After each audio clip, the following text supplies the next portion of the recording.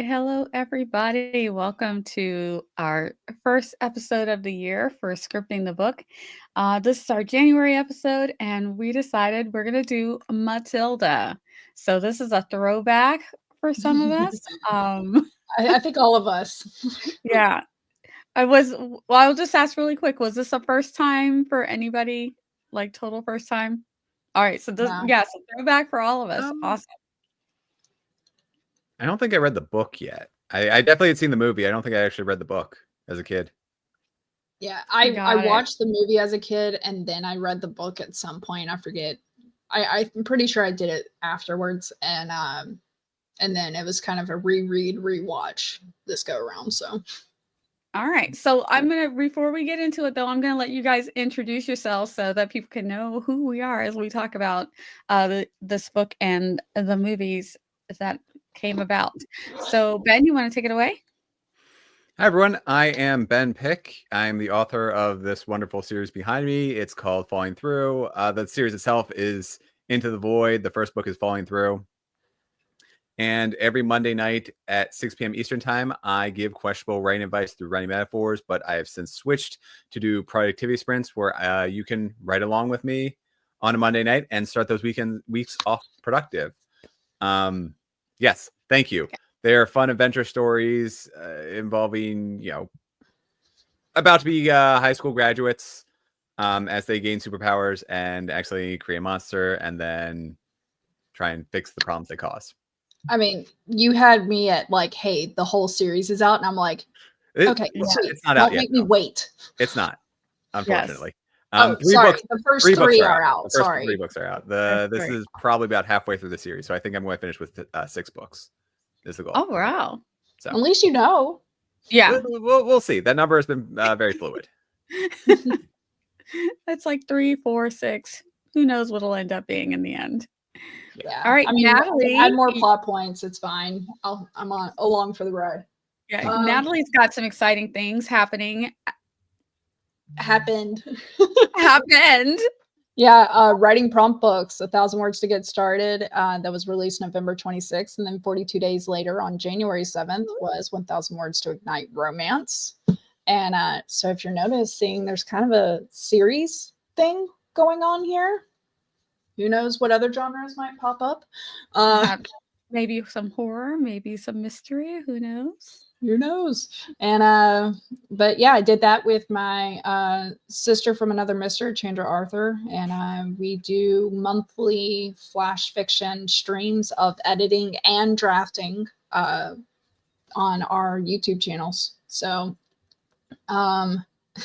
and Richard Holiday, you can get the book and see if your guesses were right on the romantic. No. Yeah. I can tell you prophylactic. It was I can't even say it. It was not on the list. It did not make it. Oh my goodness. And I'm Nia the Vixen of Fiction all over the internet. You can follow me on Instagram, here on YouTube, Twitch, no longer on TikTok. Have you tested? I haven't even signed on and tested to see if I can get on. Yeah. So I was on with some fellow book talkers, and we were like, let's just go live and see what happens.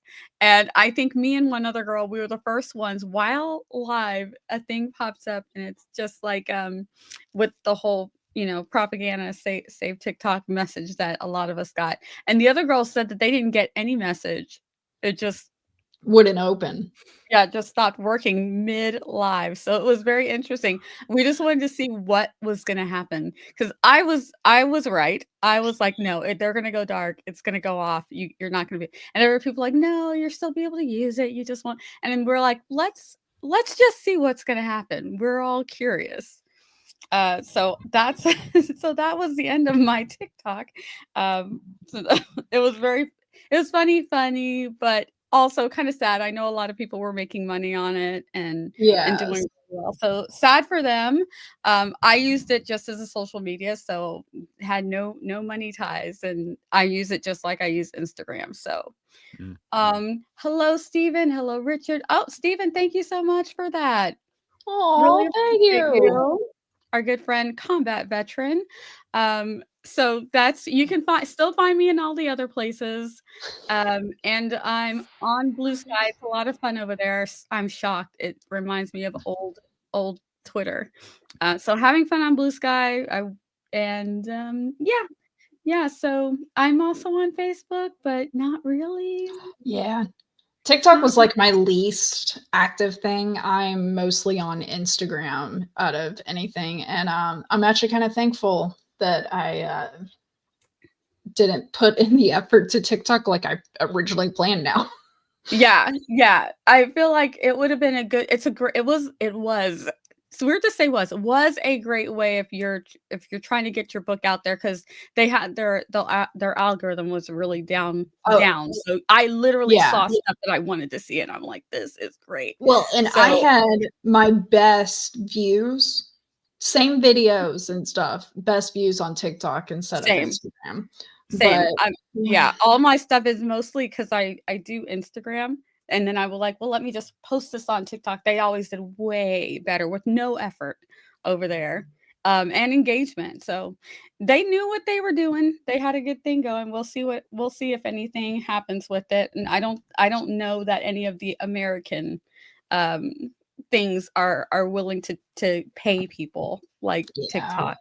So that's I unfortunate. know a lot of people have switched over to Twitch because Yeah. they do pay. So Yes, and Twitch is one that pays, and I like it over at Twitch. Twitch is a lot of fun, and it's really easy to get paid. They're like it's our platform. If you're going to use it, you get paid.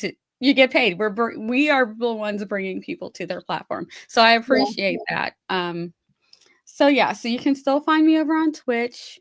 And Natalie, you're on Twitch still, or occasionally? I have an account. I just have not been active, but who knows? I might be now.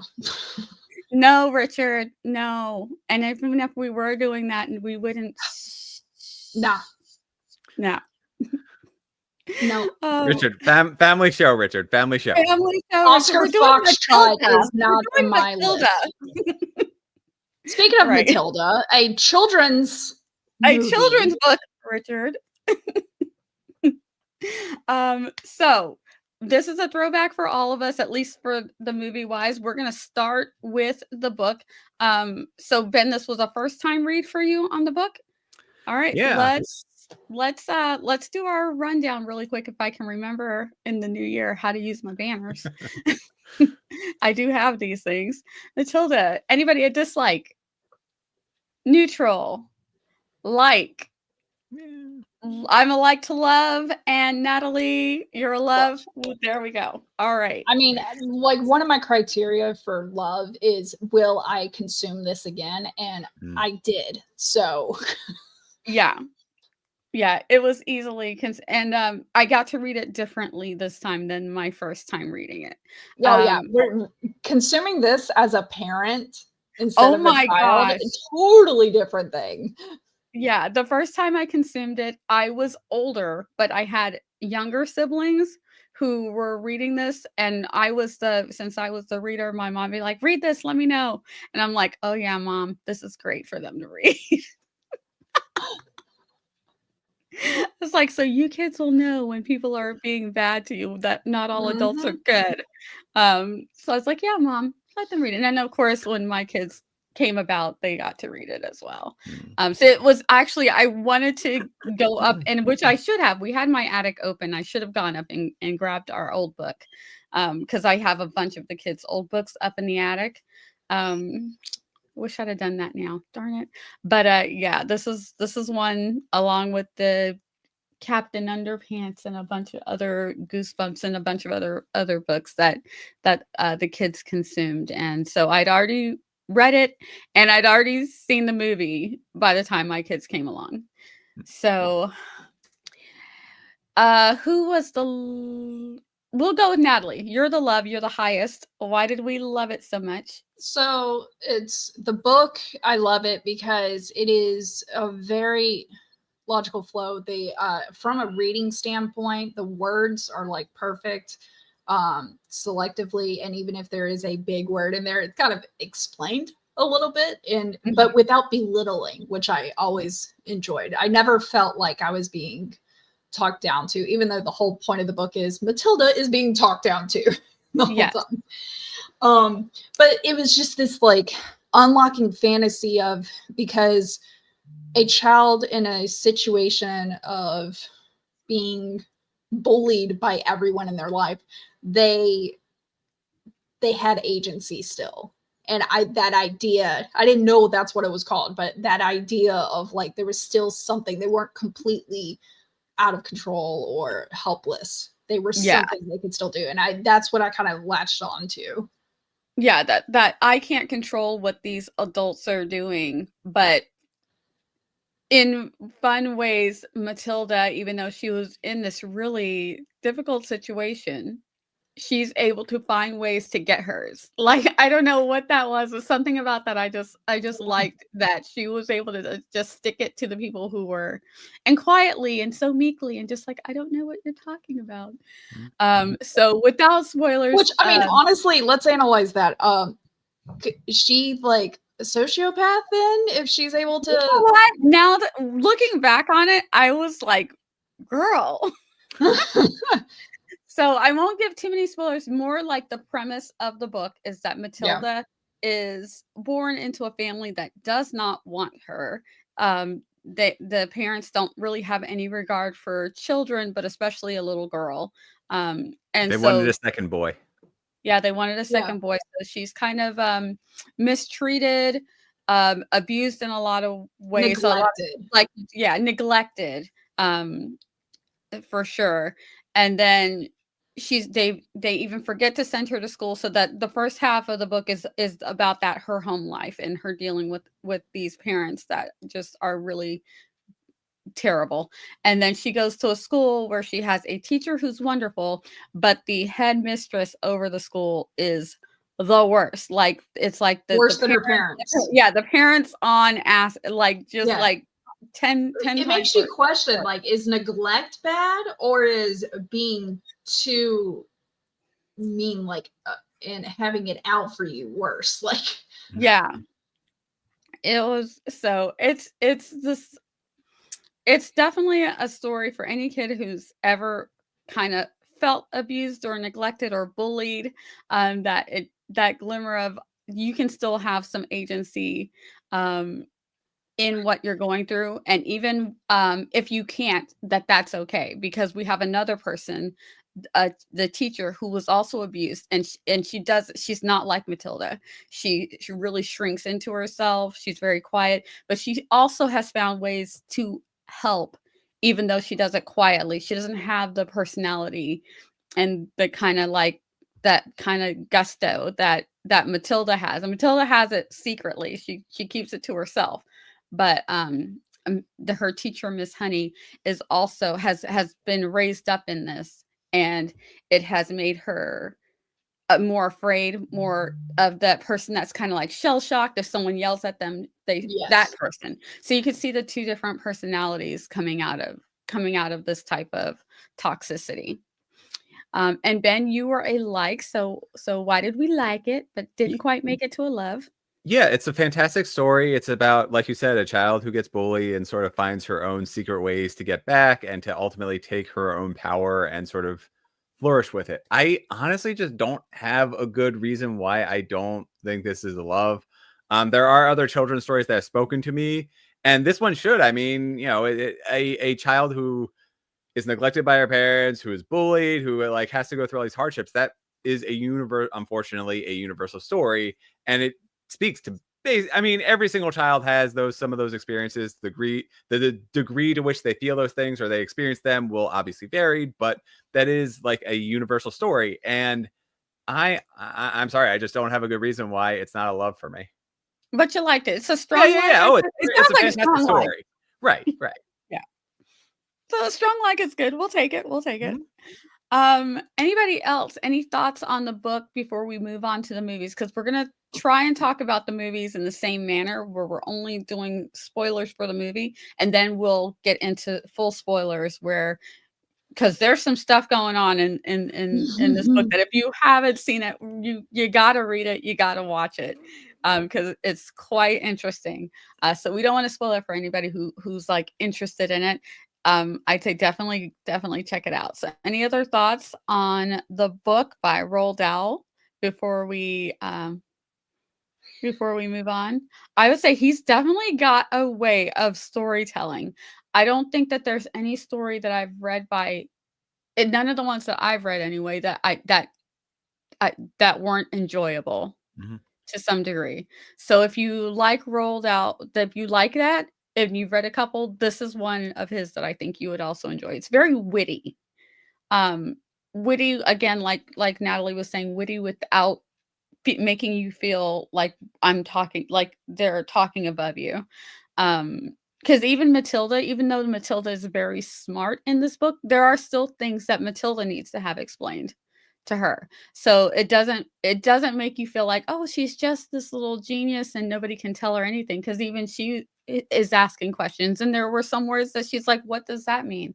So that it's only what she's consumed, and she is very smart that she understands. She doesn't understand how she can do some of the strange things that she can do. So it's not like she's just out here like, I know how to do all of these things and I know everything. No, and she's like, I don't know. And sometimes she's like, I don't know how I know this. I just know it, So it's done very cleverly. They've made her a very intelligent little girl. Richard brought up an excellent point, and it's something that kind of like sets the vibe of the whole book, is the illustrations. Like they are iconic and just very like zeitgeist almost of any Roald Dahl. Mm-hmm. And I love that consistency, but also it really kind of sets the tone of this. It's serious topics told in like a comedic nature. Exactly. I love that kind of juxtaposition, because some of these topics that are talked about in the book, without that levity, it would be a really difficult book. Like if we're just reading a book about this girl who's being neglected. It would be like writing Bridge to Terabithia and be like, yeah, it's for kids. No, it's not. No. Also, hello, Deidre and Regina. Thank you for joining us. So any other thoughts on the book before we move on to the movie? All right, let's do we're going to start with the 1996 movie. Really quick, Ben, did you watch the musical or no? You did watch the music. Okay. So we're going to start with the 1996 movie. Okay. Matilda, dislikes, neutrals? Natalie, I think you're on. What? Sorry, it looked like your lips were moving, but I couldn't hear anything. Nah. All right. So we're up to like and love. I'm a like to love on the movie as well. So this is just the Danny DeVito version, right? Yes, just 1996 Danny DeVito. Yes. So, and I'm a like to love, and Natalie, you're a love on this one also. All right. So this was a fun to watch. I love Danny DeVito. He's fantastic. It helps when you find out that they're actually a really good person, and then he's in this with his wife. Like the whole thing was just like, I'm like, this is too good. This is too good. And I feel like from the book they did such a good job. So without like there was it, almost verbatim. Yes, situation. he's narrating this one as the movie's going on, and his narrations are so fun. Like I'm like, I wish he was my grandpa reading this book to me. Yes. It's so much fun. So definitely I mean, he was a narrator, director, producer, and it's like one of the lead roles. Yes. And this was a little bit older, or I'm a little bit older than what the audience was when this first came out, but this is definitely one that book and movie my kids had on the shelf. The number of times that I have either seen or heard this is crazy. It's one of those ones where if you're in the car, the kids would pop this one on. This and why did my kids love Daddy Daycare? But they loved this is one of those ones that they always wanted to put in back in the early 2000s when the cars had the little DVD players. Do they still do that? So now you just have your own devices. Yeah, I'm like, I there's think we a all few. took it up their own stuff. But yeah, the kids used to pop this one in. It was one of the ones on a road trip. It always got played on a road trip. So it's like the kids wanted to make sure that I knew what a bad parent was. I'm like, I know kids, don't worry. Don't need to remind me.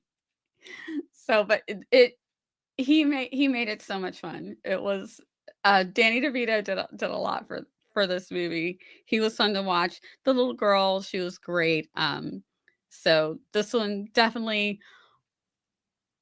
The only reason why I think it's not 11 is because it's so overplayed in my head. Like, y'all, I saw this so many times. 4 kids, guys. I have 4 kids.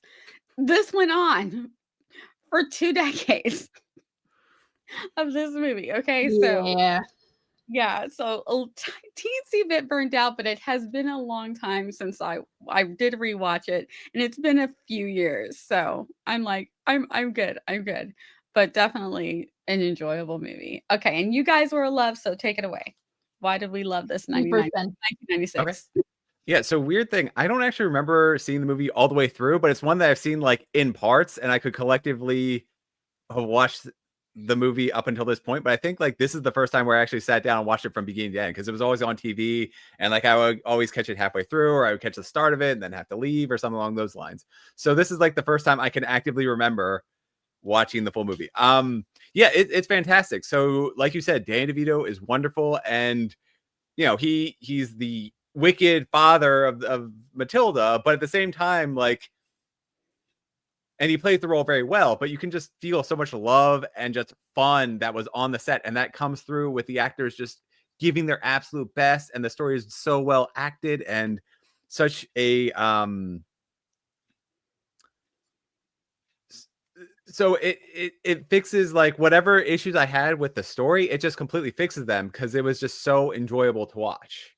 It's just like the complete package. So you have the actors delivering wonderfully. I mean, I think this is one, like, I normally this is going to sound terrible. I normally don't like movies with child actors because they're very hit or miss.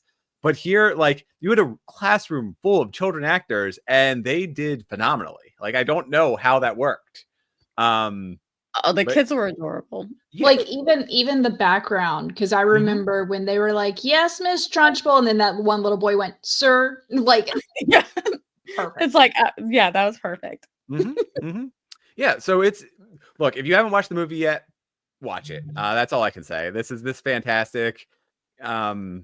Enough Yeah. said. I would even say the CGI and stuff, like all the even though I know it wasn't CGI, it was like wires and harnesses and stuff like that. Yeah. But it's like Jurassic Park, where it still carries to this day. It doesn't look fake, or like, I mean, you know it is, but you still get sucked into this world and think this is legit when it happens. Like there's at the very end, the chalk moving on its own. The chalk That had was a magnet in it, and there was someone on the other side writing over the letters that were already written, writing backwards so it's fluid with the other magnet. Oh, that's really cool. that is so cool. And No, just I like will. something simple like that, because it would have been easy to CGI and stuff. I mean, not back then, but like we Yeah. think of it easy now, but they didn't. Yeah, and I will say the part where the little boy, it's around the same time the little boy gets thrown, literally this teacher, the headmistress throws the boy out the window. That looks a little corny, but hey, you know what? It's fine. Go with it. It's Roald Dahl. Like, that's Yeah. what we expect, is a little bit of like tongue in cheek, like Flair, fantasy flair. unbelievableness to it. Exactly. All right. So how do I want to do this? Because I want to talk about the musical. Let's go ahead and get our thoughts on the musical out, and then we'll do our full spoilers comparisons. So, we're on the musical now. Anybody a dislike on the musical? A neutral on the musical? A like on the music? A neutral? Neutral like. All right, a like on the musical. I liked it. No, so no loves on the musical. Let's talk about what I Let's feel like do I the got to high. touch on a little bit of comparison with this. So All the right. musical, what I do like about it is that it felt more Roald Dahl-esque with It the did. comedic nature and like some of the unbelievableness, such as um Bruce Bogtrotter, his burp carrying Oh, that was over the cafeteria. That was very like Roald that Dahl. was that I literally cackled at that part. I was like, Yeah, "They are like not. and just They are not," but they did. that was very odd. The stretching of the ears straight from the book. We didn't touch on that and everything. Not to say movies go to a book spoiler, but it's not a spoiler. I mean, she was abusive. But they had this almost caricature of it. With the musical, what I didn't like is that they added this element of um uh would it be like telepathy a Yeah. little bit? Mhm. Okay. And Yeah. there was no explanation, like, it just popped out of nowhere, and I'm like, that was the only way they could convey Miss Honey's story by having this unexplained, "I thought I made it up" moment, like, it's Yeah. just that part, I was like, "That's not nowhere." It'd been different if she stumbled across a letter or something, and then she sparked, but it all came from her mind, and it just happened to match up perfectly to Yeah, I was continue. at when it first started, I was like, "Where is this coming from?" And so at first I was like, "Is this gonna take the place of the quick doctor story?" So we get a story about Miss Honey, um, where her story, and that kinda, like, catapults the part of the second half, it's like the climax and everything that happens in the second half. Uh, and I was like, "Where is this going?" It was Mm. interesting, but it was different. And then it all makes sense. In the end, we're like, "Oh, okay." So it's kind of like swapping out the very simple story of the doctor, a little bit more on the mom, and just changing the story. But yeah, this whole I and at first, because I watched the musical and then I read the book and rewatched the other show, I was like, did I miss something? Because I'm like, it's been a while. I was like, did I miss something? And I was like, oh, this is probably the creative liberties. And it's a musical. So with musicals, I expect that with most musicals, they add stuff into the story to get more music. Yeah, Um, such as, like, Miss Trunchbull having this, like, she was very I wouldn't even say she was one-sided, she was very fleshed out. mhm. But they created this, like, softer side that is a weird soft side, like, in one of her musical numbers where she's swinging with long blonde hair Oh that yeah. looked great, by the way. I mean, it had beautiful waves, but I was just like, "Why?" Like, it What do was you think of what did you think of Emma Thompson? I didn't recognize her. My wife had Yeah, to tell me who it was. I I didn't didn't at first. recognize I her at recognized first. her. Yeah, I recognized something in her eyes and her voice, and I thought, "No way. No way. Yes Yeah, way." I but was like, "What?" she was fabulous, Yeah, which she was apparently great. on Broadway, Mrs. Trunchbull is usually played by a man. Hmm. Oh, I did not know that. Yeah, Natalie coming through with all the trivia.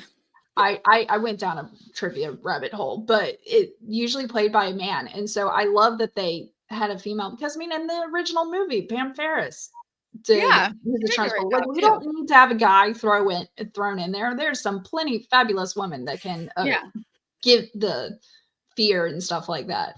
Um, absolutely. so I don't know. What the musical had that the 1996 movie didn't is the musical had that more of like unbelievableness a little Yeah, bit is what I would describe it as. Like just certain things and kind of just going the extra mile. Um and then they added stuff in there that I thought was poorly explained. Mhm. Or yeah, it was like, hey, just accept it. And yeah, I didn't when there's other source material that does it better, not to compare, but I mean they didn't have that in there and it still was a solid story. I just felt it was better. yeah. And, what did you like about it? Because 'Cause you're, like, neutral like on the musical, yes, Ben? Yes. Yeah. So with the neutral, like I really like the songs were fantastic in there. They were really fun and engaging. By the way, the Netflix the play, wow, is it British? That's not a knock against it. That's just like the entire time I was thinking, I was like, this is just one, like it could not have taken place in America. It is absolutely a British boarding school. Like the characters, everything is just the most Britishisms that ever, you know. But yeah, so what I didn't like exactly what Natalie said. So there is this extraneous parts, and when we get to spoilers, I have a perfect solution for how they could have done this better. But the whole point of Matilda is that she slowly, over the course of the story, gains agency, and she, you know, takes power into herself. And the extraneous part of the story, you know, yes, it raises up Matilda, but it also takes away somebody else's agency who had agency in the other versions of the book. In the other versions, so in the book itself, in the Danny DeVito movie, Mrs. Honey was. We're getting to spoiler territory, but it took away from a different character to sort of raise up Matilda without actually explaining it. Like there, I can get the telekinesis. Well, we already said she has telepathy, so it doesn't really matter. But yeah, so Matilda has telekinesis and sort of explains it, and it goes through the process. And then there's just this thing like, oh, well, she just reads thoughts. And the way that it sort of, where you might be mistaken, where you might get sort of a misdirection, I think is probably a better way of thinking it, because her father uses a special phrase before then, and that like leads right into Matilda's story that she's telling. And so you think like, wow, she's so creative. And then like immediately after that, I understood what was happening and whose story she was really telling. And I just thought worse of the play. Yeah, that whole aspect of the story within a story thing, just I feel was executed poorly, and kind of it's the reason why it's probably not a love. Right. Yeah, and I agree, and I think Deidre's a little bit saying that here. Also, and if you don't know that that was just an added thing, I agree. It would be much better, but we have the source material, so we know that this whole thing was just the whole telepathy was an added thing, and we know that it's not necessary because it worked in the book. That might be the wrong word, but to me, knowing someone's life without talking to them about it is kind of like telepathy in my mind, even though Matilda didn't know it was the person's life. Right, exactly. Yeah. Now the story in it, okay, so I will say this though, the way that she's and I forget the librarian's name, but the way that she's telling Miss Phelps, yes, the way that she's telling her the story, that's interesting because I did like that. I liked it. It's like not that I didn't like it, it's just because it wasn't necessary. Yeah, but and I like that Matilda was kind of lying to Miss Phillips the whole time of like, yeah, my mother will miss me and stuff like that. Like that seemed like a very kid thing to do of like, I don't want to tell people what's my life is actually like. Yeah, and I also feel like when she's relaying the story of the was it the trapeze artist or whatever it is, that's Miss Honey's, it ends up being, we're in movie spoilers, yes. Miss Honey's parents, I'm like, look, what did I say? Yes, movie spoilers that end up being who Miss Honey's parents are. How she's like, she leaves it on a cliffhanger because it's almost like as a writer, she's pantsing it. So I did feel like that's kind of relatable when you're in there pantsing a story and you're like, oh no. And it reminded me of my daughter, and she even said that where she was writing a story and she realized everyone was going to die. And she's like, ooh, I'm going to put this away now because I don't know how to end this. So there's a part where this. I did love that.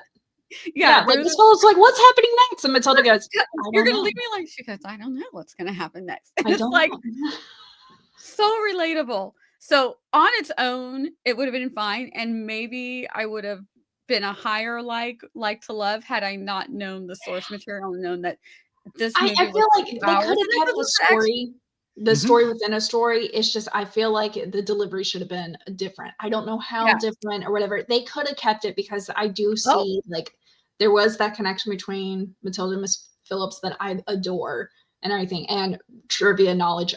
So Miss Phillips, the actress that played her, actually was a student who in elementary school that would stay in the library during recess and stuff and had a librarian that just said, yeah, it's fine and stuff like that. So it was this like full circle thing for her to play a librarian that was an escapism for a child and stuff. So it was kind of like paying it back. So I thought that was sweet.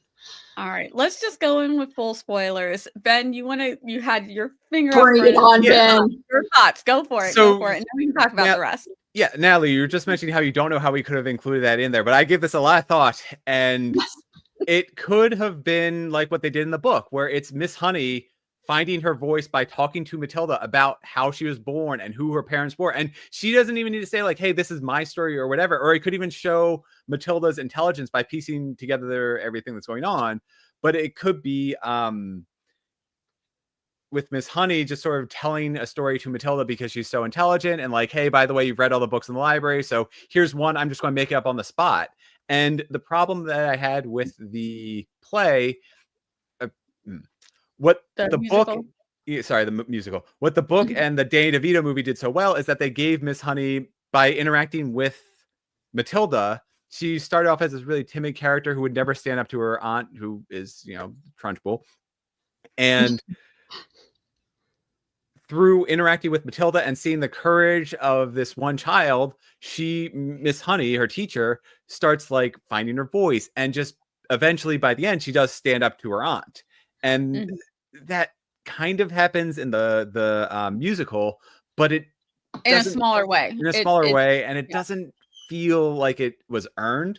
But if along the way, you know, she's telling her own story to Matilda, and then slowly finding her voice that way, and gives Miss Honey the agency rather than giving Matilda telepathy, then that might have been something really, really interesting. Or since the whole thing sort of started because Miss Honey came to Matilda's house because Matilda wasn't at school, maybe Matilda feels really uncomfortable. And so Miss Honey starts telling her the story and says, by the way, I'll tell you the rest of it, you know, as you, if you attend the school, or if you find a way to attend the school. And so that way it sort of plants the same seed at about the same point in the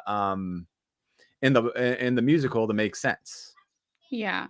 I could see that working, where it's actually Miss Honey's like, well, let me tell you a story. And she's lightly telling her a story about her childhood, maybe doesn't tell her that it's her childhood.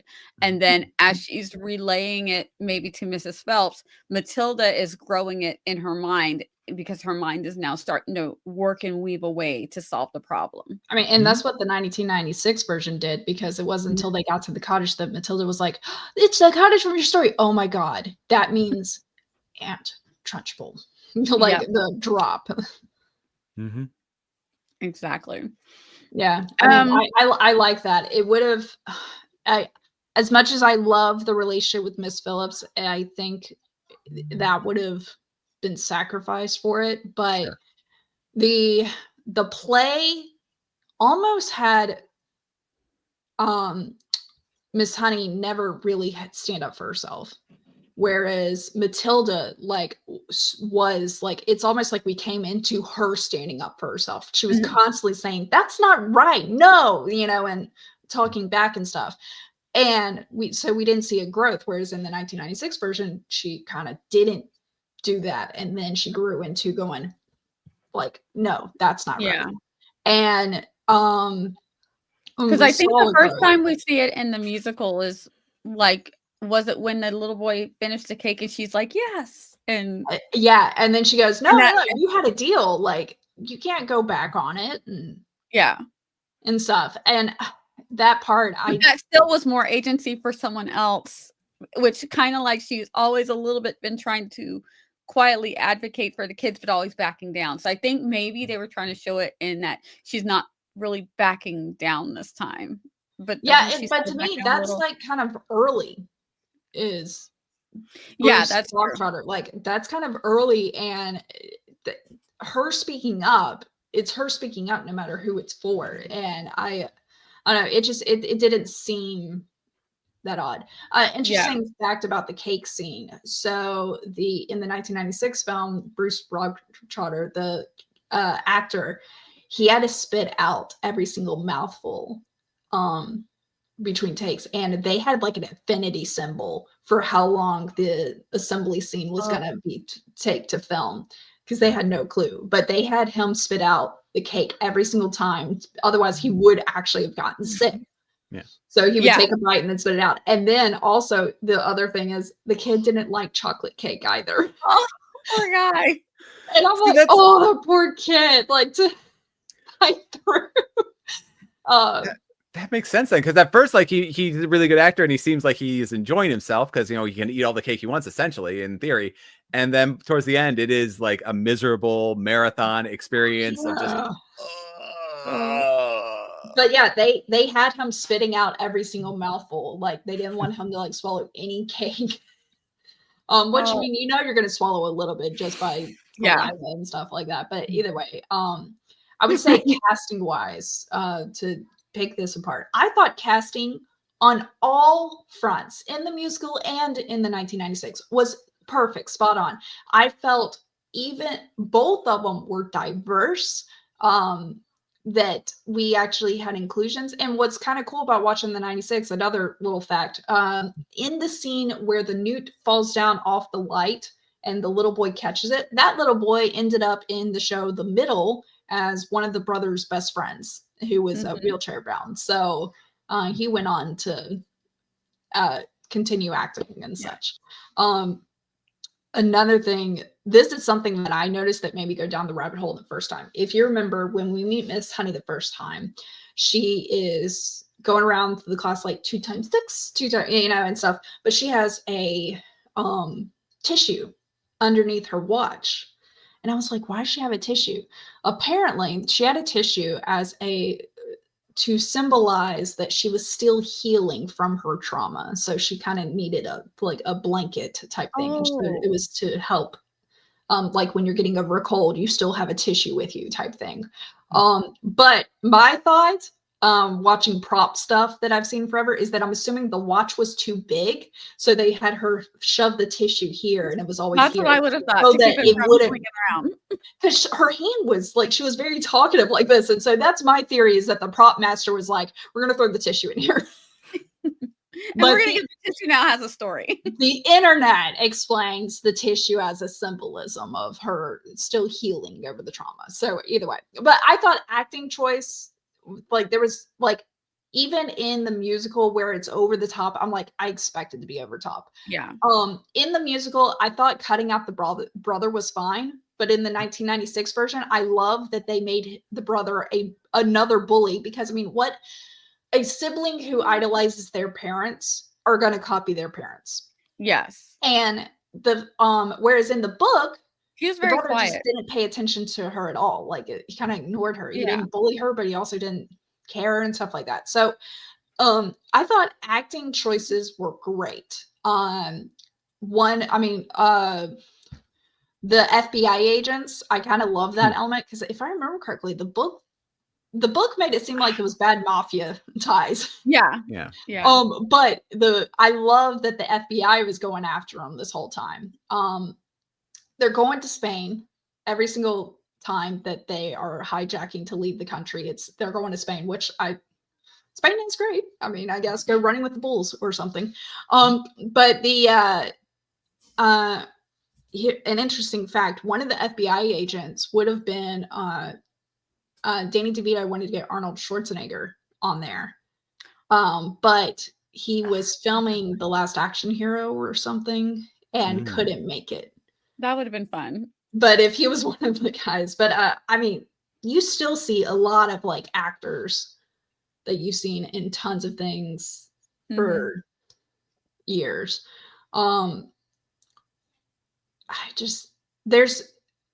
Acting was good. World building was good. Like the settings were good and stuff like that.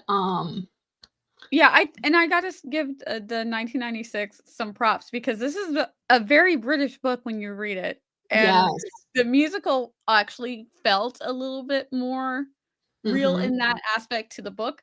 But the way that they brought this to make it a little bit Americanized, I think it was seamless. I thought it was done very well. Yeah, I thought that was seamless. I was like, oh, it's like you wouldn't have, if you never read the book, you wouldn't know that it was supposed to be a British boarding school.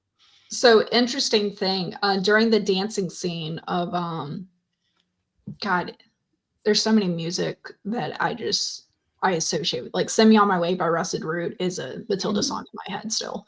But that's not the song that she's dancing to when she's finally learned to master her powers and has things flying around. So then that scene, she was nervous about it. She's like, I'm not a dancer or anything. So they went like minimum manning on set, and the rule was everyone had to dance. So That even is everyone cool. behind the camera, everybody's dancing while she was dancing, and they were playing a different song. Oh, they were playing Matilda. It's a song actually called Matilda. I looked it up. Oh. By I'll find it and I'll post it in chat and everything while we keep talking. But it was a song called Matilda, and it was and then later they put in the actual song that ends up going on, which I also forgot. But I still, whenever I hear that song, I associate with Matilda. I do too, and it's slipping my mind. I keep thinking, oh, Yeah. you'll be able I'll to recall find it. Yeah. Give me a few minutes, but someone else can chat in. I think I threw in all the trivia. Oh, last trivia. So Miss Honey, because Miss Trunchbull took Miss Honey's house and stuff, Miss Honey had a doll called Lissy Doll. Lissy Doll, Doll, is actually named after Lissy Doll, Dahl, Roald Dahl's widow, who blessed the making of the movie. That's really sweet. Yeah. Oh, that is. Oh my goodness.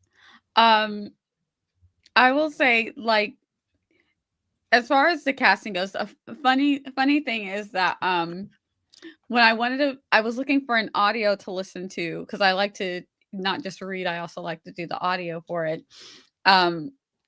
That I had just watched the musical, and it had Emma Thompson in it. And then when I saw the audiobook versions, there was one with Kate Winslet narrating it. And I thought, how fun. Because one of my favorite adaptations they did together was Sense and Sensibility. So I'm like, her narration was perfect, though. It was great. So I enjoyed watching Emma Thompson as Miss Trunchbull and then listening to Kate Winslet narrate the story. They did a really great job she did a really great job with the narration. Again, I thought the musical was fine. If you like musicals, you will probably like this. And it had a really good, I think it was, I looked afterwards, and it was Rotten Tomato score was really good. And I think it was like 7 something out of 10 on IMDb, which IMDb can be really rough, especially on certain things. So I was like, oh, not bad at all. So, and it was shockingly well received. I know a lot of times when you remake something that was done a long time ago, people tend to be like, no, I'm clinging to the one that I know. And I was kind of like that too. I was like, what is this musical? And then from beginning to end, I was thoroughly entertained. So it was definitely a like for me for the musical, but more like to love for the original 1996, because like it is also that nostalgic, the fact that my kids grew up watching that one, they loved it, so it brings all those nostalgic feelings. It'd probably be a love if I hadn't watched it 50 1100 times and heard it over and over. The cake scene, never to be forgotten. It's like I feel like even if you haven't seen the movie, you probably have seen the cake scene somewhere in a meme or somewhere online. You've seen that cake scene. Like I think it pops up whenever someone talks about they need some chocolate or something like that, or make in those type of jokes. You'll see the little boy with a giant chocolate cake. That's where it comes from. So it's got a lot of nostalgia for a lot of people, even for people if they haven't necessarily seen the movie. There are things from the movie that they have seen. But Danny DeVito was just great. He's so fantastic. Loved him. Any other thoughts, Ben, before we move on? Yeah, it's actually kind of funny. So just like with you saying how you'd seen parts of the movie before without actually seeing them, or you could see parts of the movie without actually seeing it. I saw parts of the musical from Matilda, and like I never really put 2 and 2 together. I don't know where I would have seen it. I don't watch previews for Netflix, but like somehow I had seen maybe a couple of seconds of them dancing like towards us through the hallway, and I'm like, oh, I've some seen that musical too. thing.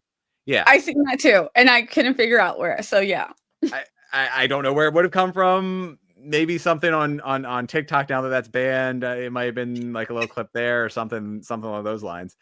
But yeah, it was fun watching the show and being like, that's where this is from. and we have a little bitty pretty one. Yes, by Thurston Harris, and then on set was Matilda by Harry Belafonte. Fonte?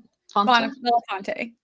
Yeah, Belafonte. and which I did look up Matilda and I listened to it, and it has a little upbeat to it, but it was an interesting. I was like, how did that not make it? It's got her name. Right. Maybe they but couldn't get the rights to it. Who knows? yeah. So I in looking up the facts, I found some other ones that are interesting. One was it was actually Matilda was actually unsuccessful commercially with a loss of 2.5 million. Oh, you're kidding. Yeah. It only so it cost 36 million and it grossed only 33.5 million. Yeah, but it probably gained new life in home video and all the other stuff. It had to have. So Pam Ferris, Mrs. Trunchbull, she actually lost her finger. They had she almost lost. Did she actually lose it? So she almost lost it, I think, is the correct. They had to sew it back on. So what it was is during the scene with the braids with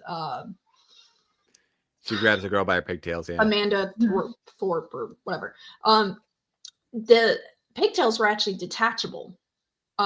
So that they wouldn't hurt the girl. Oh, and I think the safe word with the girl was jelly beans or something if she got dizzy, since they were spinning and stuff like that. Oh my goodness. But the prop master, she kept slipping, and so they were like, "Well, just like wrap it once or something like that." Well, she wrapped it, and the wire got around her finger, so when it kind of just pulled it off, went to get it sewn back on. I think it took 7 stitches on one of the things. Yeah. The house, Miss Trunchbull house, that ended up being the same house in Scream 2, which is the Omega Beta Zeta house. And also it was Allison's house in Hocus Pocus. Oh, wow. A little So according to this. I don't think it. Oh, but then it was also in the movie Catch Me If You Can as Roger's house. So I find that interesting. I knew this fact. So Mara Wilson, the actress who played Matilda, her mother was diagnosed with cancer during filming, and years went by, and she thought her mother never saw the film. Well, apparently Danny DeVito got a unreleased version, like a rough first draft of the movie, and played it for her mother in the hospital before she passed. Yeah. Let's see.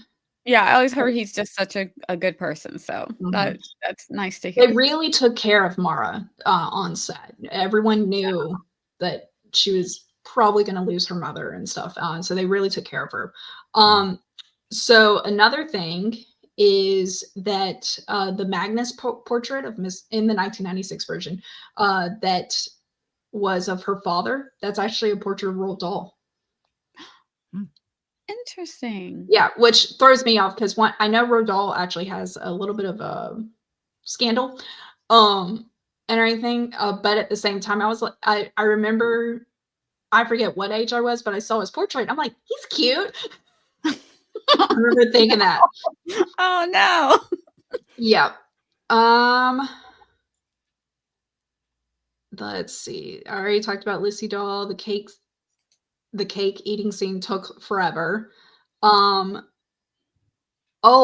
Trunchbull was actually based on Lissy Dahl's headmistress that she dealt with growing up. The Oh, fact that it's based off someone that's real. wild. I would not wanna be that person. Yeah. Like, okay, people, when you're in school, just imagine I think every kid should be told this, every kid who might bully someone or any person who might be bullying a person. That kid could grow up to write a story with you in it. You could be Miss Trunchbull. Yeah. Don't be a Miss Trunchbull Hmm. in their life. Here's a list of names that could have been cast for Miss Honey. Mariska Hargitay.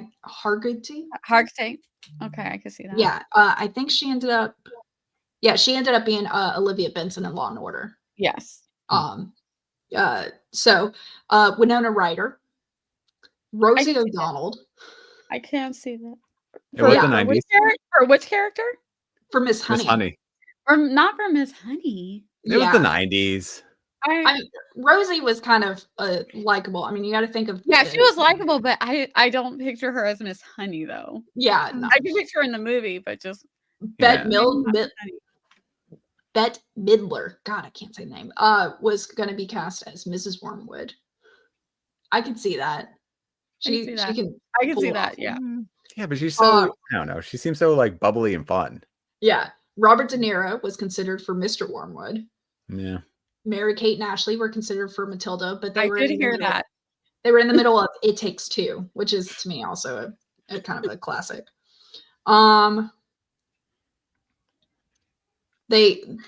Different directors like Richard Donner and Robert Zemeckis. I can't say people's names. So there's actually 3 newts that are credited. The newts' names were named Mr. Speaker, Sir Isaac, and Wayne after Speaker of the House Newt Gingrich, Sir Isaac Newton, and Wayne Newton, the actor. That's hilarious. That's the newts' names. That is hilarious. So Pam Ferris actually continued acting like Mrs. Trunchbull, even not when the cameras were rolling, so that the kids' fear of her would stay true. Yeah, but it didn't work. Yeah, I mean, she was scary. And the dental work, the makeup they did to make like blood Those little those blood vessel yeah, things. I forget what they're called, like the vessels and stuff, as if they were like ending at the surface of the skin and stuff like that. But yeah, so the last 2 things is that in the book, and I didn't like this in the book, is that Matilda loses her powers. And it was explained of like, no one's mean to her anymore. And I'm like, are you kidding me? In this world, no one was ever mean. Ever again. She never got cut off in traffic. She never like that was a little unrealistic. I like the other explanations. I like well, it was more that she was have to. I don't know. I got that was she didn't have anything to put her mind to. So it's that now that she was like doing, college level courses. Now that she's actually challenged. Okay. Yeah. At the end of the movie where she's talking about how fast a mouse's heartbeat per minute ties back to the movie The Witches, where Luke, who is a mouse at the end of the movie, is he is telling his grandmother, did you know a mouse's heartbeat beats this much per minute and stuff like that. And so it's mirroring that conversation. The end song in the 2022 musical, that Hold Your Hand song, was not in the original play. That was specifically written by the same composer who wrote all the songs for the play. They wanted to add another song. There was some songs from the play that were cut, but that specific song was just made for the movie. Oh, very cool. So I think that's all the facts for now. All right. Sorry, this is like my favorite part. I like the behind the scenes this is fun. And I will probably be pretending to be very smart and throwing some of this out at my kids. Did you know? And they're all like, yeah, Mom, we knew that. We grew up on this movie. Of course we know. Mm-hmm. But maybe I'll get some cool points. All right. Do we have any best and worst changes? I will say Um, for the musical, probably the loss of Miss Honey's agency and that development, probably the thing that probably takes me out of it the most. Mhm. And I just, as much as I liked the way that Matilda was telling the story of the acrobat and his wife, it's I, I don't know if I would only say it's a worst change. Mm. I feel like it's an unnecessary change. Not that it was bad, but because when you already know the source material, it just feels unnecessary. However, the way that she was telling the story to Miss Phillips, that made it interesting, if that makes sense. So those are the changes that stood out to me for the musical. For the movie, the OG movie, um, I don't really have any worse changes, but I I know little things like Danny DeVito is different, but I just think that the change of changing the environment from a British environment to an American environment, I think that they did it seamlessly. So I'm gonna give it a thumbs up on that change. Mhm. I don't know if those count as best or worses, but those are the changes that stand out to me. Ben. Yeah, the Danny DeVito movie, as far as I'm concerned, that is a one-to-one perfect translation of Roald Dahl's original image. So no changes whatsoever there. Like you said, for the movie, I feel like they could have tweaked the Mrs. Honey's backstory so it sort of flowed a little bit better. Best changes though, I think that the final scene in the musical is fantastic. So it's the Trunchbull gives like a spelling bee to the students because Matilda's. So there's two best changes. I like that Matilda is actually like kind of leading an underground revolution in the Oh, that was fun, musical, yeah. where she Mhm. says no to Miss Trunchbull once, and then all of a sudden, like for the next every scene she's with these other students, they're like handing her notes of like no written on it because she's starting this like I said, this underground revolution of they're supporting Matilda by wearing buttons that say no and like handing her a piece Little of paper that stickers say on like the wall that we say we appreciate no. we appreciate what you're doing, Matilda. Yeah, exactly. And so that culminates with um oh yeah, like a spelling bee where the Trunchbull is trying to get the students to like say to spell out words, and then she gives them a word that doesn't exist, and then all of a sudden all of the students collectively say they have their own little revolution moment, and then it looks like they're going to win, but then the Trunchbull like pulls a lever, and instead of having just one chokey that was destroyed, it's just a room full of chokies, so there's one chokey for everyone, and then there's just like this really climactic Very moment. Trunchbull moment of I've Yeah. been busy. Like Yeah. I'm like, oh God. Yes. It was a bit huge Uno reverse. It was just Mhm. like the kids are like, "Yeah, we're standing up for ourselves," and then Miss Trunchbull's like, "Oh yeah, Uno reverse," and the Yep. kids are like, So yeah, that climactic moment in the musical is fantastic. "Yeah, So the best change. Yeah. It- So with the musical, I loved bringing in Mrs. Phillips and everything. But as we talked, I agree on the other negatives with the musical. Um, then for the 1996 movie, I really do love that they have the brother being a bully. Like I just feel it's something so tiny, but to me the psychology of it all, I'm like it makes complete sense versus utter like indifference of the yeah." brother.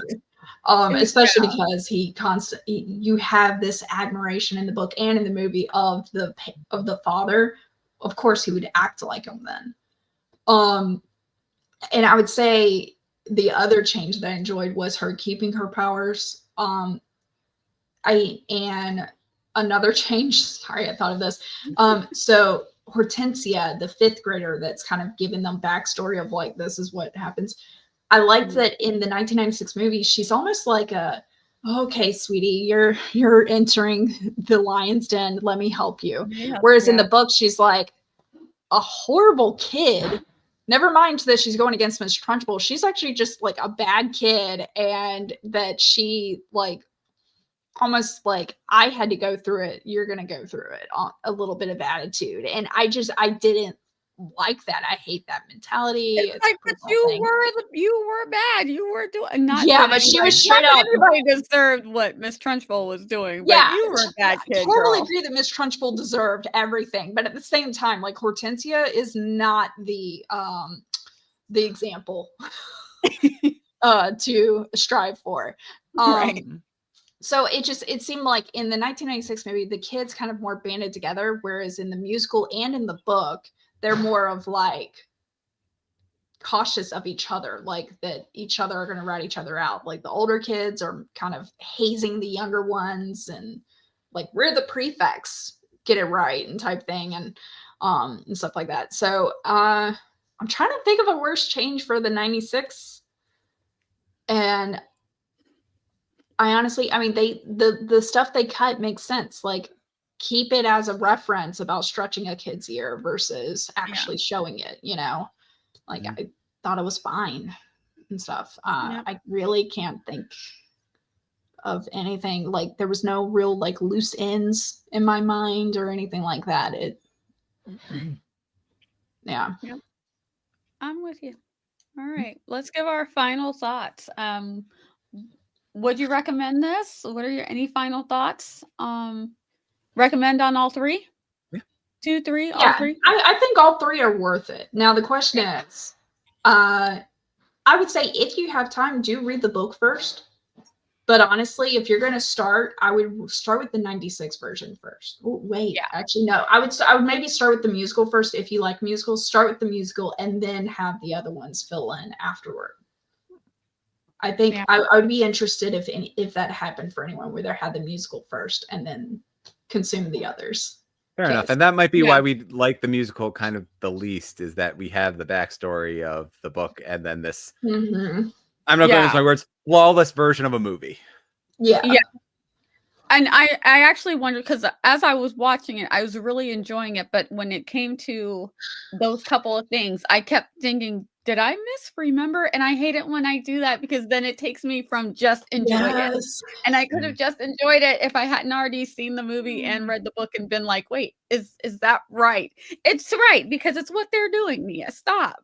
Yeah. But if anyone hasn't consumed any, please watch the musical first and then the 96 movie and then the book. Read the book. I mean, not watch it. I mean, you could, I guess, in your mind if you're listening to an audiobook, but then let us know, because I can't go back in time and consume this differently to see how I feel. I can't either. I was definitely genuinely enjoying it. If there were just those couple of moments where I was like, wait a minute, is that right? And I'm like, I'm doing the thing. Don't do the thing. Just enjoy this medium the way that it is. But you can't go back and unsee or unread what you already know. So that's unfortunate. But I feel like, had I not already seen the other mediums, I'd been able to be watching this with fresh eyes, and I would have never have known about the lessened agency. I wouldn't say taken away, because she did have some, but it's definitely less. And I wouldn't have known about the acrobat story. I'd have been just like, oh, this is a cool story, and oh, Matilda's just telling it. Well, I would have known. You know what I mean? Like, having her become a creator of a story is interesting, because she's depicted as a consumer of stories before, so it was still jarring in that sense to be a creator. Exactly. All right. Any other final thoughts before we talk about what we're going to be doing next? Matilda was so much fun. I really love talking about this one. Yeah. And we're going to go really rough. Be prepared. Trigger warning. All the trigger warnings. Next, we're doing The Color Purple. There is a new Color Purple from 2022 or 2023. I'm not sure which, but there is a new Color Purple. So I know I've seen the old Color Purple. That is a hard one for me to watch. So good though. So good. So I still remember the scene of of shaving, and like you can see the thought pass. Yes. While holding the razor. Like, that's the scene that stands out in my mind. So we'll see where I go with the watching of it, but it won't. I already know that it won't be because it's not good. Just because. Woo. But I definitely looking forward to trying to make my way through the book and seeing how it's the same or how it's different. So And massive trigger warnings aplenty all throughout the book for like every Yeah. worst thing that you could think of. yes, It is a very difficult read yes. Heartbreaking. So from that standpoint of there's a lot of trauma and a lot of triggering things that will abuse, happen. trauma, abusive in multiple different types. So be forewarned. Um, yeah, I'm gonna figure Richard out thinks how we I'm should gonna have do. a letter U in the word color. Don't worry, I do the Oh. same thing with Richard all the time. Color. I'm just saying, who was the author of that? An American author, right? Yeah, American Yeah. author. So I Okay. think Hush, good Richard. American color. Sorry. Yeah. But we will then be doing the first half of Wicked in March. So, Yes. another bringing back some more musical. Wicked does get dark, but I think the musical I think it'll be a The music is completely different than the book. I've consumed the yes. book. I'm familiar with the musical. I haven't consumed the musical yet, but I can tell you the book is very dark. It is a lot more backstory before you even get Alphaba into the story, and then what even happens after school and stuff like that. So think of I think the best example we can give is the when we did Pursuit of Happiness and how it was just this slither, like one chapter, it was the movie from the book, and then the rest of the book is like, whoa, what just happened? What is this? That's kind of Wicked. And if I remember correctly, even the creators of Wicked was like, yeah, I never read the book. Like they got like the Spark Notes version of the book, and so they hit like the main points, but it's nothing like Okay, it. this is gonna be interesting. This is gonna be Yeah. um So either way, just throwing it out there. But the book, I require Me some too. trigger warnings. I Yeah. will tell you that. I've finished it, and yeah. Yeah. I've not seen the play like live. I've never gone, but I've seen the play from what you're able to see of it online. So I I've know, consumed the music, but I haven't actually yeah, I like know the seen the music. whole thing. And Yeah. So watching the movie is going to be my first yeah, experience I actually haven't gotten sitting the down and movies watching this versions of the music. I should probably download the new thing. For me, it was the original cast of Menzel. Oh God, what's her first name? Dina Medina. Menzel. Yeah, the original thing. Yes. Yeah. And then the other one whose name I suck at names. Yeah. But Dina I think Menzel and Christine Chenoweth. yes. That's who I remember singing. Like I have their Yeah. voices in my head. So Yes. yeah. And also, yes, hi Sin. Don't worry about being late. You can always catch it on the Rewatch it. replay. Either way, All right. coming up, trigger warnings in books for sure. Mhm. And for the color purple, trigger warnings in the movies. There's 2 movies that we will be consuming. So Yeah, absolutely. yep. Ah, It'll be oh, fun. that's nice. I read the book and seen the musical in West End when I was in London years ago with Chenoweth. Oh, that is so awesome. I would have Wow. loved to have seen it. I would have loved to have seen it. The movie yet though, solely because I'm yeah. So I think it'll be nice in a way because probably seeing Adina Menzel and just hearing the music, I would probably have that. But it's They not did them get their feeling. blessing. Yes, and they were in it. I've seen the clips Yes. of them actually in it. Yeah, there's cameos. I will also say, like with Matilda musical, the musical, it was blessed by like cast members and stuff. Like it wasn't just created and they're like, hey, this exists. No, like Mara Wilson, I think, gave her blessing, and the Roald Dahl estate gave their blessing. Yeah. And stuff. So anyway, musicals, I don't know. I didn't like musicals growing up. If there was singing in a movie, I was skipping the songs. Disney was horrendous for that. I'm just like, I'm done. It's Can we like get to half the the movie. There you go. Yeah. But yeah, as I've gotten older, I enjoy it now. Richard and Laura being naughty in the chats. Y'all have fun. Okay, Yes. but stay tuned. Right. February will be, but we've said it before, trigger warnings. March will be wicked because St. Patty's Day. That's the reason. Yeah. Green is the new tuned. black. Yeah, stay tuned. We'll get back to you with the dates. Thank you guys for coming. I'm going to let my co-host do quick outros, let people know where they can find you at, and then we will sign off. Okay. Yeah, I'm Ben Pick. You can find me Monday, 6 p.m. Writing to Write on YouTube, and we can write together. I muted myself to start speaking. I'm Natalie Locke. You can find me monthly on YouTube, either on my channel or my co-author, Arthur's channel. God, author and Arthur are just so close. Arthur's channel. As we draft and edit flash fiction live for everybody, and we welcome any input, and hopefully either working with us, you're getting stuff done, or you get to chime in and tell us what we did wrong, because we all need the feedback. And you can find me here on YouTube on Tuesday nights for Tuesday Night Write at 7:30 Eastern. You can also find me on Twitch on Mondays and Fridays in the middle of the day. I'm usually on between noon and 1 Eastern time, and we do writing, reading, and productivity sprints. Or if you just want to come and hang out and chat, you can do that too. So that's where you can find me at. And I'm on most of the socials. I have to say most of the socials now as Vixen of Fiction or the Vixen of Fiction on Instagram. So that's us. Thank you guys so much for coming and hanging out with us today. We will see you in February talking about the color purple. Do not forget, check those trigger warnings. It is okay if this is one that might not be for you. That is perfectly okay. And let me go to media assets so we can play a little outro. All right, bye guys. See you next time.